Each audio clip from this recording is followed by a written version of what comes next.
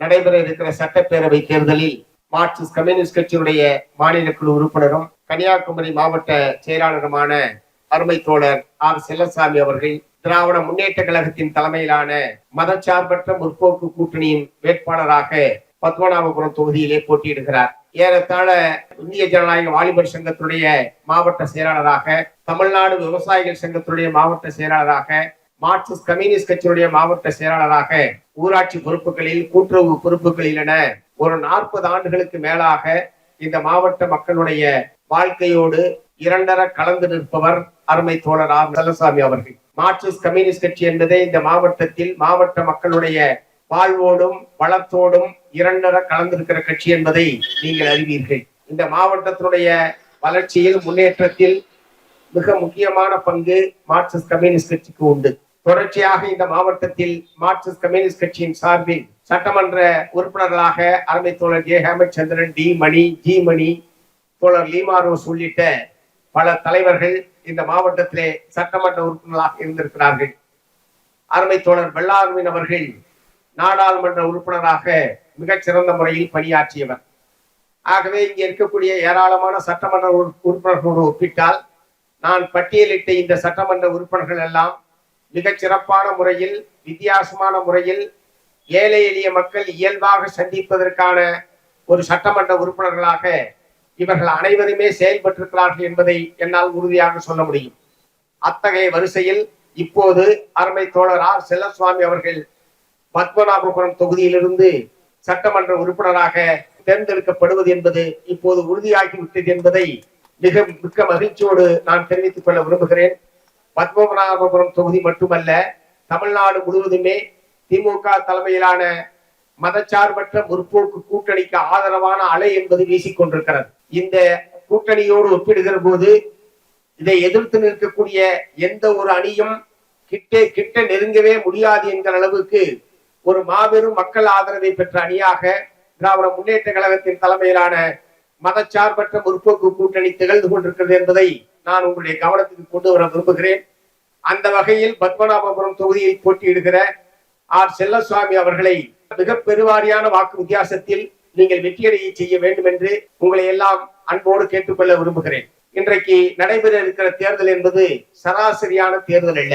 பாரதிய ஜனதா கட்சி தென்னிந்தியாவில் எப்படியாவது தங்களுடைய பலத்தை அதிகரிக்க வேண்டும், காலூன்ற வேண்டும் என்கிற நோக்கத்தோடு தொடர்ச்சியாக பல ஆண்டுகளாக அவர்கள் முயற்சித்துக் கொண்டிருப்பதை நாம் அறிவோம். அது பல்வேறு கட்சிகளுடைய முதுகிலே ஏறி எப்படியாவது தங்களுடைய பலத்தை அதிகரிக்க வேண்டும் என்று அவர்கள் முயற்சிக்கிறார்கள். இப்போது இந்த தேர்தலில் அனைத்து இந்திய அண்ணா திராவிட முன்னேற்ற கழகத்தினுடைய முதுகில் ஏறி அவர்கள் சவாரி செய்து கொண்டிருக்கிறார்கள்.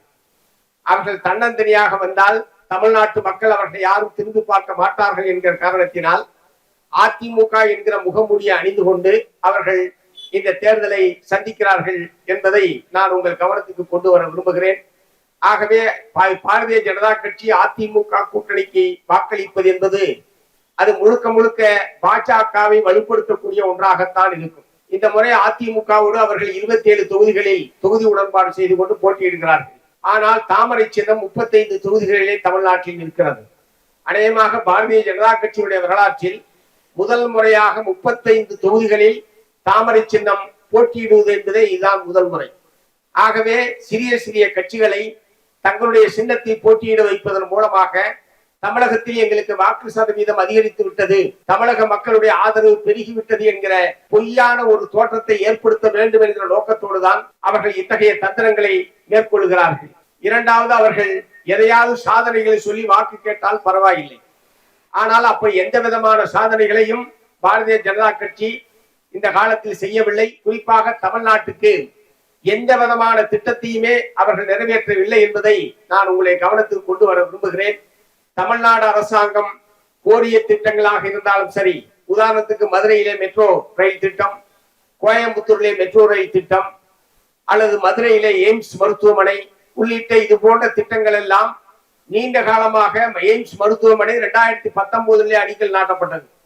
கடந்த 7 ஆண்டு காலமாக வெறும் 2 கட்டடங்கள் மட்டும்தான் அவர்கள் கட்டியிருக்கிறார்கள். கோவை மதுரை மெட்ரோ ரயில் திட்டத்துக்கு அனுமதி மறுக்கப்பட்டிருக்கிறது. கேட்டால் போதுமான மக்கள் தொகையிலே என்கிற காரணத்தை சொல்லுகிறார்கள். ஆனால் இதைவிட குறைவான மக்கள் தொகை உள்ள பல்வேறு நகரங்களில் இந்தியாவில் மெட்ரோ ரயில் திட்டம் என்பது நிறைவேற்றப்பட்டு மெட்ரோ ரயில் ஓடிக்கொண்டிருக்கிறது. ஆகவே தமிழ்நாட்டை பழிவாங்க வேண்டும் என்ற நோக்கத்தோடு தான் இத்தகைய மக்கள் நலனுக்கான வளர்ச்சி திட்டங்களுக்கெல்லாம் அனுமதி மறுப்பது என்கிற ஒரு நடவடிக்கையை அவர்கள் மேற்கொள்கிறார்கள். இரண்டாவது, நிதி விஷயத்தில் தமிழகத்தை தொடர்ந்து அவர்கள் பழிவாங்கி கொண்டிருக்கிறார்கள். தேசிய கல்விக் கொள்கையை ஏற்றுக்கொண்டால்தான், அதில் இருக்கக்கூடிய மும்மொழி கொள்கை திட்டத்தை ஏற்றுக்கொண்டால்தான் கல்விக்கான நிதியை தருவோம் என்று அவர்கள் சொல்லுவது என்பது ஒரு அடாவடித்தனம். படித்துக் கொண்டிருக்கிற மாணவர்களுக்கு மத்திய அரசாங்கம் தர வேண்டிய நிதி பங்கை, அந்தந்த மாநிலத்துக்கு உரிய பங்கை அவர்கள் வழங்க வேண்டும்.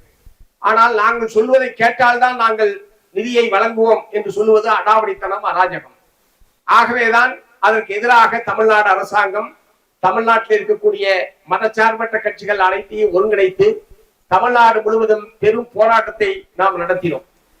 நீங்கள் தரவில்லை என்றாலும் நாங்கள் நிதியை ஒதுக்கீடு செய்து மாணவர்களுடைய கல்வி பாதிக்காத வகையில் நாங்கள் செயல்படுவோம் என்று சொல்லி தமிழ்நாடு முதலமைச்சர் மாண்புமிகு மு.க. ஸ்டாலின் அவர்கள் மத்திய அரசுக்கு சவால் விட்டு அந்த கல்வி பாதிக்காத வகையில், மாணவர்களுடைய கல்வி பாதிக்காத வகையில் செயல்பட்டார் என்பதை உங்களுடைய கவனத்துக்கு நான் கொண்டு வர விரும்புகிறேன். பொதுவாக இந்த மாதிரி பாரபட்சமாக நடந்து கொள்வது அல்லது திட்டத்திற்கு நிதி ஒதுக்காமல் இருப்பது, ஜிஎஸ்டியிலே உரிய பங்கை வழங்காமல் இருப்பது, தமிழ்நாட்டுக்கு உரிய நிதி ஒதுக்கீட்டிலே குறைப்பது, இது எல்லாமே தமிழ்நாட்டு மக்களுக்கு எதிரானது. ஏதோ திமுகவுக்கு எதிரானது அல்லது ஸ்டாலினுக்கு எதிரானது என்ற முறையில் நாம் புரிந்து கொள்ளக்கூடாது. இவை அனைத்துமே தமிழ்நாட்டுக்கு எதிரான நடவடிக்கைகளை பாரதிய ஜனதா கட்சி மேற்கொண்டு வந்திருக்கிறது என்பதை உங்களை கவனத்துக்கு நான் கொண்டு வர விரும்புகிறேன். ஆகவே இப்படிப்பட்ட கட்சி மீண்டும் தமிழகத்தில் இந்த தொகுதியிலே வாக்கு கேட்டு உங்கள் மத்தியிலே வருகிறார்கள். அவர்களிடம் நீங்கள் கேட்க வேண்டிய கேள்வி, நீங்கள் இந்த தமிழ்நாட்டுக்கு என்ன செய்தீர்கள், என்னென்ன திட்டங்களை கொண்டு வந்தீர்கள், எவ்வளவு நிதி ஒதுக்கீடு செய்தீர்கள், உங்களால் தமிழ்நாட்டுக்கு பைசாவுக்கு பிரயோஜனம் உண்டா என்கிற கேள்வியை பாரதிய ஜனதா கட்சியுடைய வேட்பாளர்களிடத்தில், தலைவர்களிடத்தில் நீங்கள் எழுப்ப வேண்டும் என்று இந்த சந்தர்ப்பத்தில் நான் கேட்டுக்கொள்ள விரும்புகிறேன். இரண்டாவது, ஆளுநர்கள் மூலமாக அவர்கள் கொடுத்த கொடைச்சல் கொஞ்சம் நெஞ்சம் கிடையாது. மக்களால் தேர்ந்தெடுக்கப்பட்ட ஒரு மாநிலம் அரசாங்கம் இருக்கக்கூடிய நிலையில் ஆளுநர்களை பயன்படுத்தி ஒரு போட்டி அரசாங்கத்தை தமிழகத்தில் அவர்கள் நடத்தினார்கள். ஆர்.என். ரவி என்கிற ஐபிஎஸ் அதிகாரியை இங்கே ஆளுநராக போட்டு அவர் செய்த அடாவடித்தனம் கொஞ்ச நெஞ்சம் கிடையாது. ஆளுநரை எதிர்த்து அதிகமான போராட்டம் நடந்த மாநிலமாக தமிழகம் இருக்கும் என்று நான் கருதுகிறேன். அவ்வளவு தூரத்திற்கு அரசியல் சாசனத்துக்கு விரோதமாகவும் தமிழ்நாட்டுடைய அரசுக்கு விரோதமாகவும் அவர் நடந்து கொண்டார். தமிழ்நாட்டிலே தமிழ் தாய் வாழ்த்து பாடக்கூடாது, தேசிய கீதம் தான் பாடப்பட வேண்டும் என்கிற பிரச்சனையை முன்வைத்து தமிழ்நாடு சட்டமன்றத்தில் இருந்து தமிழ்நாடு ஆளுநர் வெளிநடப்பு செய்த சம்பவம் இங்கேதான் நடைபெற்றது. அதே மாதிரி மாநில அரசாங்கங்களுக்கென்று இந்திய அரசியல் சாசனம் பல்வேறு அதிகாரங்களை வழங்கியிருக்கிறது. ஒத்திசைவு பட்டியலில் பல்வேறு அதிகாரங்கள் என்பது இருக்கிறது. மத்திய அரசாங்கத்திற்கென்று தனி அதிகாரங்கள் இருக்கிறது.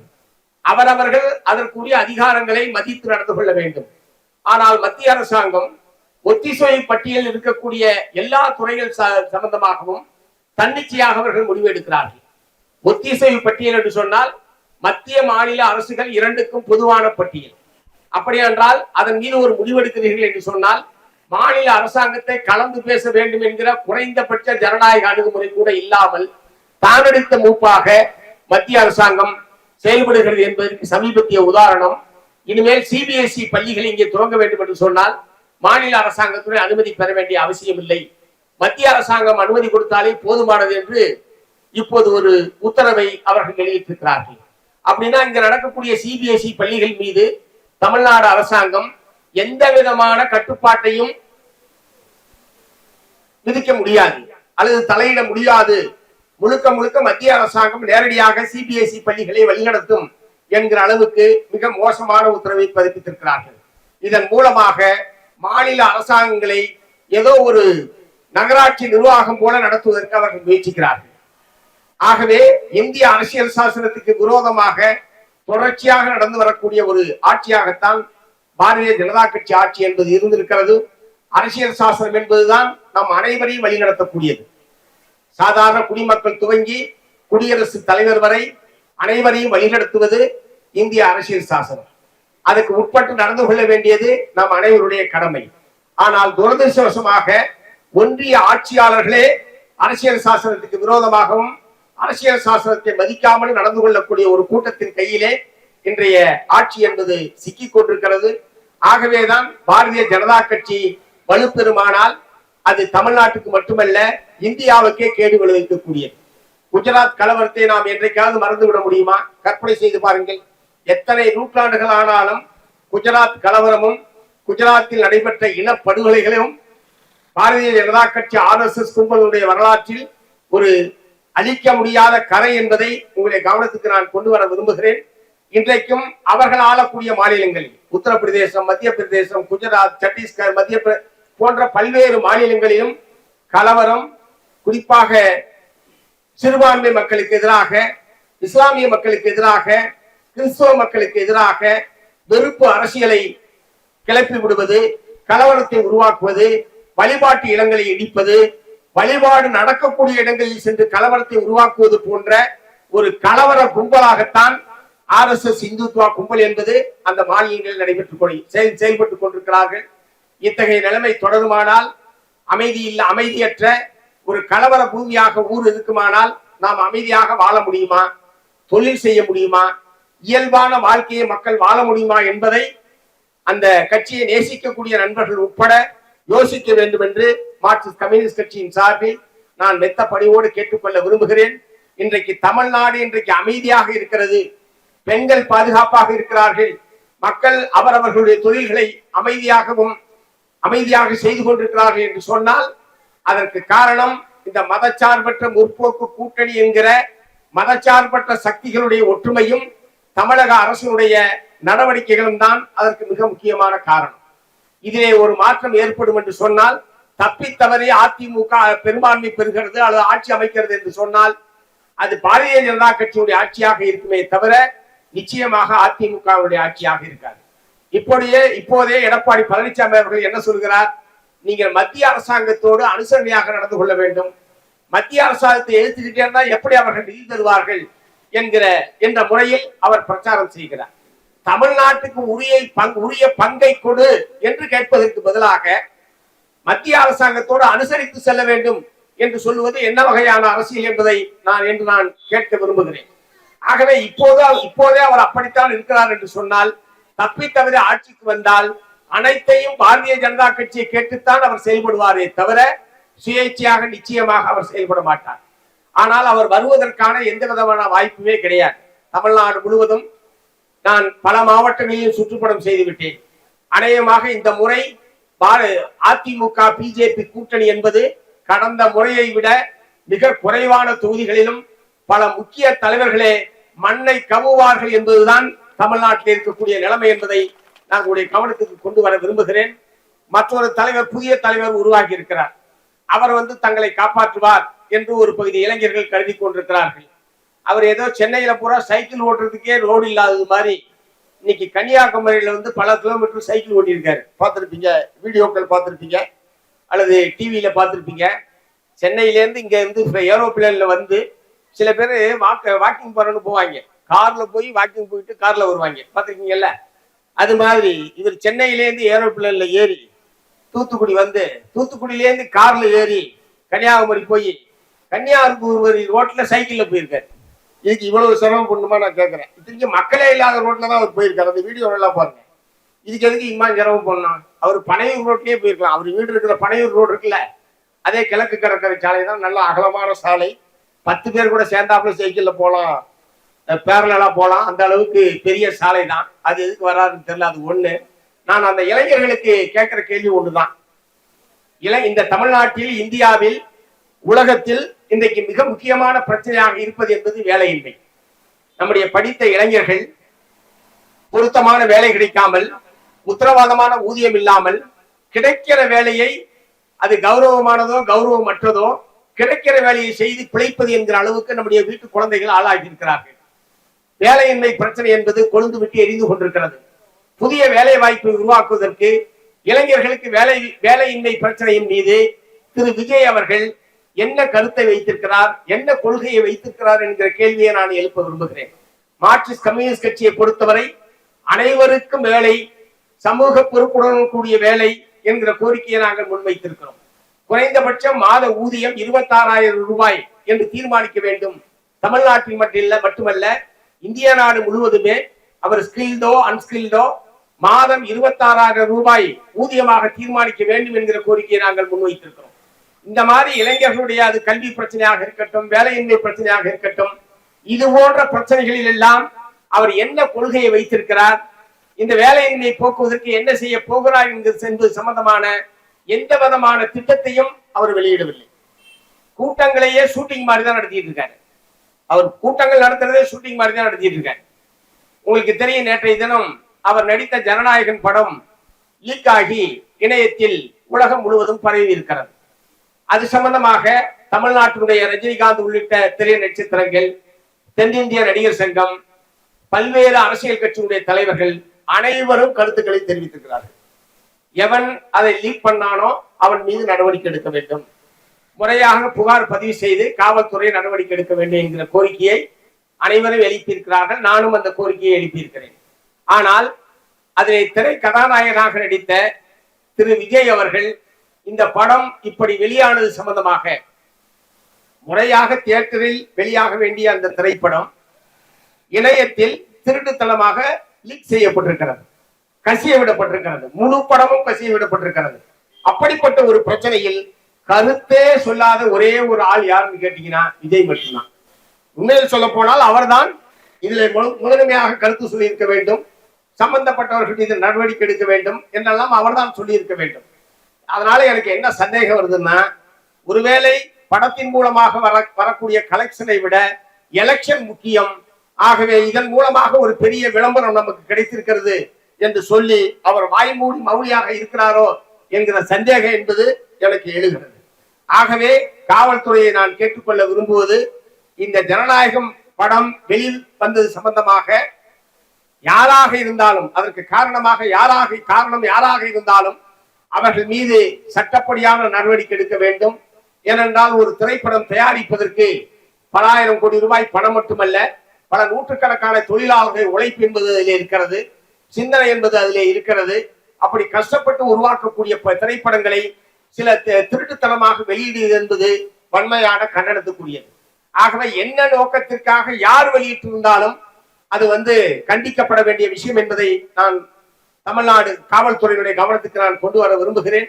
ஆகவே இப்படி தமிழ்நாட்டினுடைய பிரச்சனைகள் என்ன, அதற்கு என்ன மாற்றுக் கொள்கை என்று எதுவுமே இல்லாத ஒரு நபரை அடுத்த மாற்று சக்தியாக ஒரு பகுதி இளைஞர்கள் நினைப்பது என்பது மிக மிக தவறானது.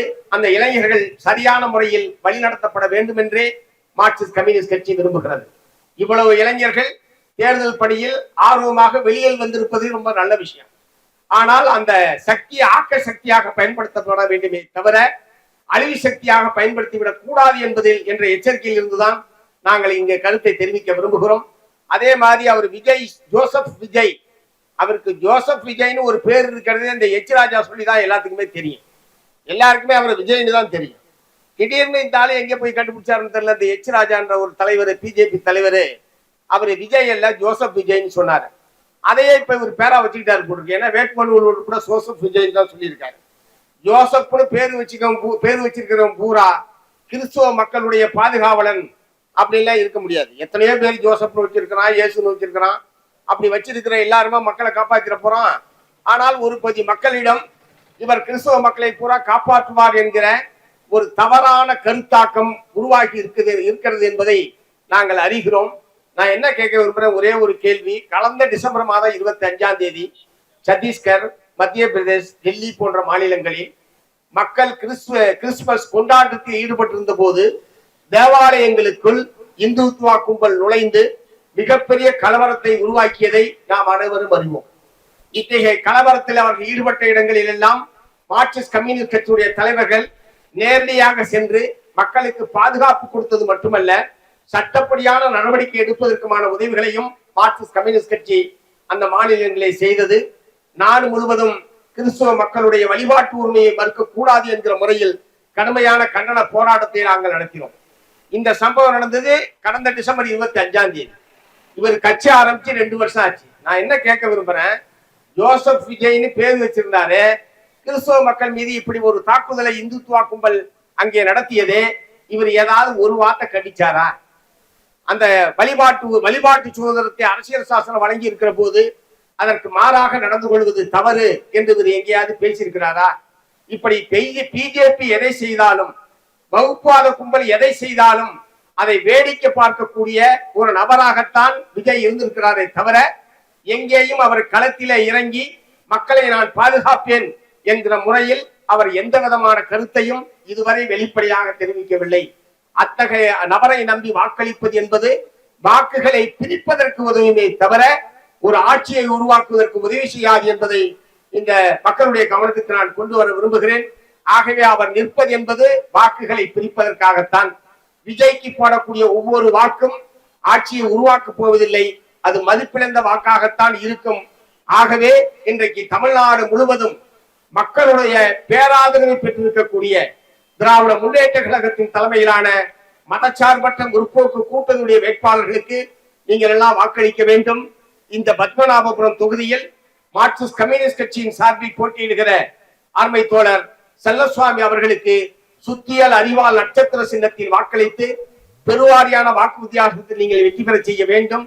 தமிழ்நாட்டினுடைய சட்டமன்றத்தில் இடதுசாரி கட்சிகளுடைய பலம் அதிகரிப்பது என்பது ஒட்டுமொத்த உழைப்பாளி மக்களுடைய உரிமை குரலை சட்டமன்றத்துக்குள் வலுவாக ஒழிப்பதற்கு பயன்படும்.